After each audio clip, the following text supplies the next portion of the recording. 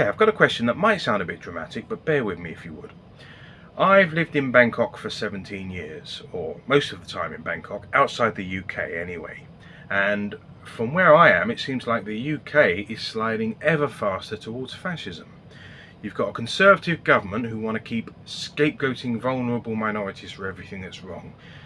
Be it asylum seekers, be it disabled people unfit for work who they want to push back into work, implying, as the Germans might have in the 30s, that they're useless eaters if they don't do everything they can to fight against their debilitating illness and get into the office.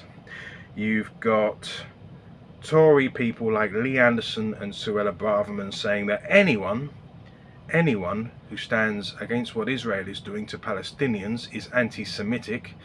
You know, the media, politicians are smearing anyone who basically is against genocide and wants to stand up for human rights.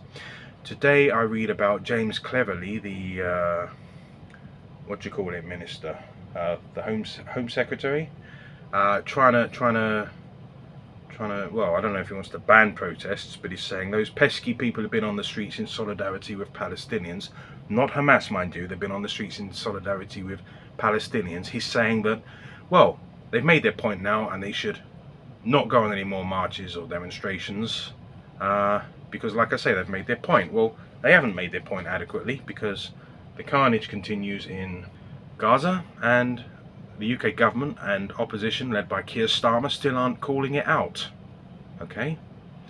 Or not to any significant degree anyway. And the UK, you can be damn sure the UK will keep selling arms to Israel. So I guess if they've made their point, they haven't made it convincingly enough, and they need to keep trying to make their point.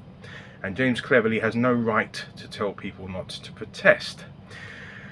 We have a proud tradition of protest in the UK. The suffragettes or the suffragists protested for women to have the right to vote.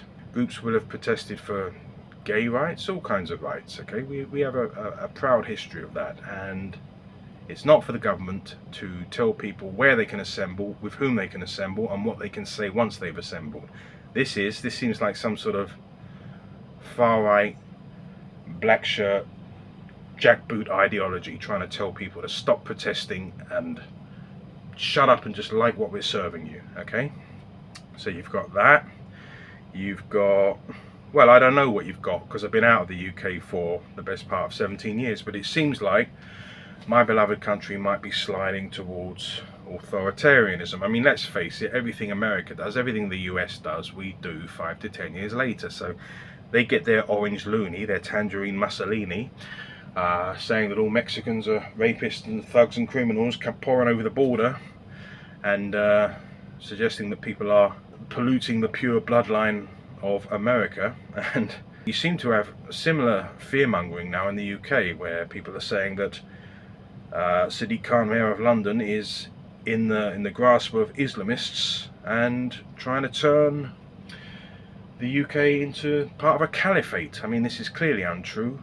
Sadiq Khan has had death threats from Islamist groups, and apparently receives police protection from 17 officers at any one time, I think I read. So, you know, but this won't stop the Tory media and elements of the Labour supporting media and politicians themselves from talking this crap, that Muslims are the biggest threat faced in England, not poverty, not air pollution, not the threat from climate change, not, you know, the gap between rich and poor, crap education, crap healthcare. No, it's all those pesky Muslims.